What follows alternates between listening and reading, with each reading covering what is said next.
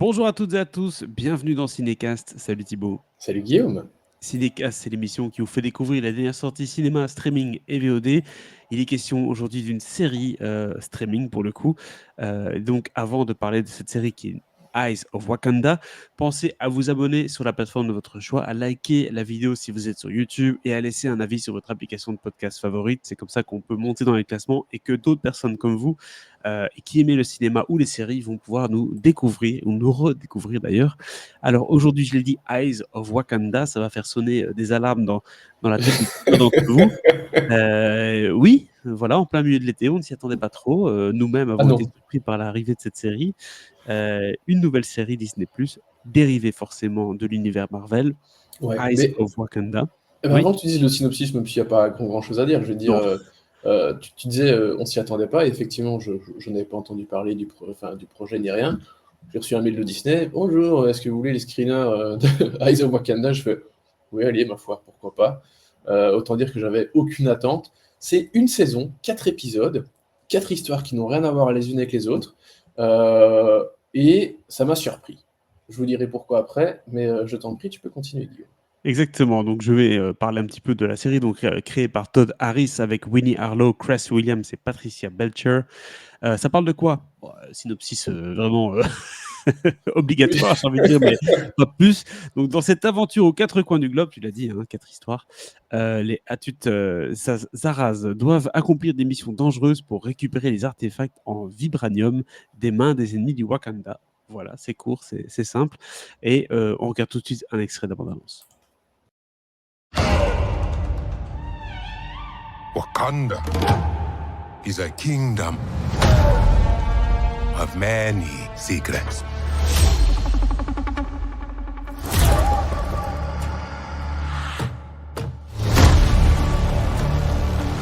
Spies like you and me sent out across the world to do the missions that Wakanda does not want known.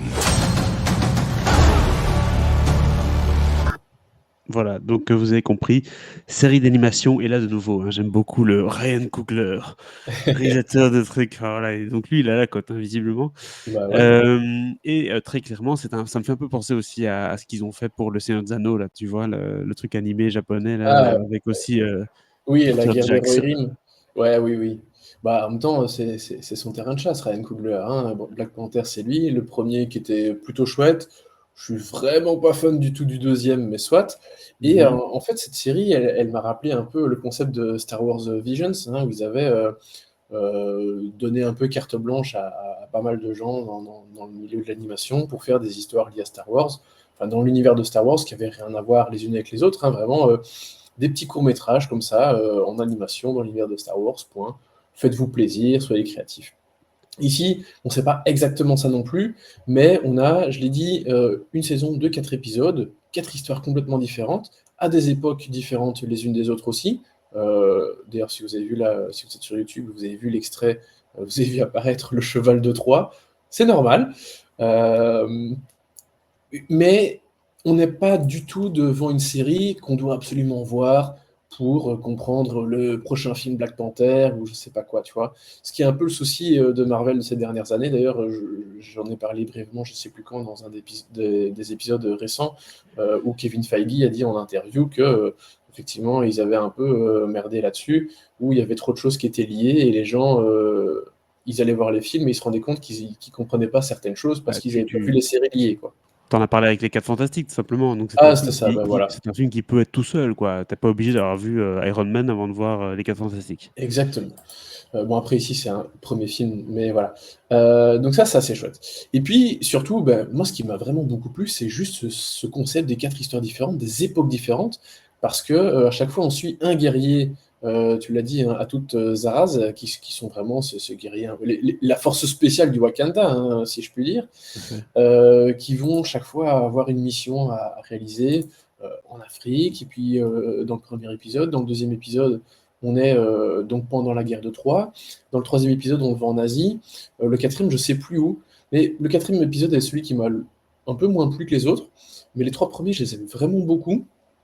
L'animation est magnifique. les histoires sont chouettes, on a vraiment des chouettes personnages à suivre, et on a un univers riche, en fait. C'est ça qui est vraiment très sympa dans ce film, enfin dans cette série, pardon. C'est que c'est des petites histoires d'une demi-heure, avec quelque chose d'assez simple et en même temps très soigné, très beau. Les décors, vraiment, il y a de l'ampleur, il y a de l'ambition, ça a une certaine stature. Euh, et on a, en fait, tu vois, les épisodes, ils font quoi, 20-30 minutes chacun. T'as vraiment un petit truc, genre, ah, je fais une petite pause, je vais regarder un petit épisode de Eyes of Wakanda, tu vois. Ouais, Passer un bon moment, voir une petite aventure, comme si tu suivais un épisode d'une série d'animation quand t'étais gamin, tu vois. il y a Carrie, Et quoi, tu vois. Ouais. bah, ouais, Genre, j'allais dire plutôt, tu sais, les Dragon Ball, les Pokémon, enfin, tous mais ces je suis trucs dedans parce que qu'on mes a enfants regardent regardés. Yakari le Ah, soir c'est avant d'aller ça, dormir. j'allais Ils ont un dire. petit Yakari, ça dure 10 minutes. C'est Mais, bien, c'est... mais oui, bien c'est un peu ça. Et parce que en fait, ça m'a plu parce qu'on est vite embarqué, c'est attrayant, c'est original. Et là, tu te dis, bah, putain, t'as parlé de la guerre de Troie, qu'est-ce que c'est que cette histoire? Bah, il y a un guerrier du Wakanda qui va être l'acolyte d'Achille, en fait, pendant la guerre de Troie. Et on va te parler de Ménélas, on va te parler d'Ulysse, on va voir Ulysse. Je pensais pas voir Ulysse sur mon écran avant le film de Christopher Nolan de l'an prochain. Mais voilà, c'est arrivé. Ce Il qui y a ressemble à Matt Ulysse. Damon, c'était la question. Absolument pas. Mais tu vois, il y a ce côté. Enfin, je trouve ça sympa d'utiliser l'Uchronie. Bon, même si, bon, voilà, la guerre de Troie, certes, elle est arrivée, mais il y a le côté un peu légende aussi, hein. Évidemment. Euh, mais voilà, je trouve donc le mot Uchronie est un peu pas tout à fait correct. Mais voilà, je trouve ça chouette d'utiliser une uchronie pour parler d'une guerre comme ça. Tu dis, ben en fait, avec ce qu'est le Wakanda, avec les légendes qu'on nous raconte autour du Wakanda, tu sais, le fait que c'est une nation beaucoup plus puissante qu'elle n'en a l'air, ben en fait, pourquoi pas, ça fonctionne bien, tu vois. Et puis le fait d'aller dans des époques et des continents différents, ça fonctionne bien aussi. Et vraiment, c'est le truc que j'attendais absolument pas, et je pense que de toutes les séries Marvel que j'ai vues ces derniers temps, bah, c'est clairement celle qui m'a plu le plus. Parce que c'est un petit truc simple, efficace, qui n'a pas trop de prétention non plus. Vraiment le côté, allez, c'est bon, on y va, divertissement. On va pas chercher une histoire avec un fil rouge où on va devoir résoudre comment ça va enfin, trouver comment ça va se résoudre, etc. Non, on fait un truc simple, chouette. Vraiment, voilà, ça m'a vraiment beaucoup plu. Je m'y attendais absolument pas. Et voilà, en fait, je trouve ça chouette quand Marvel donne un peu carte blanche à des artistes pour faire ce genre de projet. Parce que vraiment, l'animation, elle est canon. Elle est vraiment canon.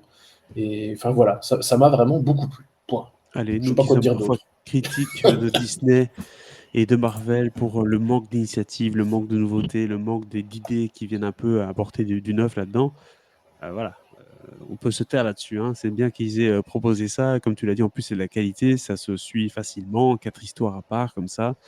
Une manière un peu sympa de revoir l'histoire de Troie. Donc, Ouais. écoute, une vraie surprise, quoi. On s'y attendait pas du Bah tout et ouais, voilà. vraiment. Alors c'est clair que c'est pas, tu sais, tous les trucs WandaVision et toutes ces séries sur. Alors bon, WandaVision, il n'y a qu'une saison, mais tu sais, toutes ces séries sur plusieurs saisons, t'es obligé de Oui, on n'est pas sur suivre, t'as le... plein de trucs. Non, Oui. voilà, vraiment, c'est un one shot. Enfin, et moi, s'ils veulent me refaire une deuxième saison avec 4 autres histoires qui n'ont rien à voir, banco, tu vois. Mais t'as pas cette obligation de devoir suivre et d'essayer de tout comprendre et tout, enfin comprendre. Comme s'il y avait un gros enjeu, tu vois, un nœud à résoudre. Non, simple. Et vraiment, voilà, c'est chouette, c'est rafraîchissant. Et donc, pour la question que tu vas poser là tout de suite, je te dis, je donne un très bon, et c'est même peut-être que je devrais aller au-dessus, au moins 3 étoiles en tout cas, pour ce Eyes of Wakanda, qui est vraiment la petite sucrerie que je n'attendais pas. Voilà. Exactement, une petite sucrerie de l'été sur Disney+. Dites-nous ce que vous avez pensé de la série dans les commentaires, hein. Eyes of Wakanda, 3 étoiles, donc quand même une belle surprise. On est curieux d'avoir votre avis, que ce soit sur YouTube ou sur les applications de podcast, puisque vous le savez, il est possible de commenter sur la plupart d'entre elles, surtout Spotify. On regardera ça et on verra un peu votre avis sur cette série sortie de nulle part. On se dit à très très bientôt pour d'autres critiques et abonnez-vous au podcast sur la plateforme de votre choix. Ciao, ciao. Ciao, ciao.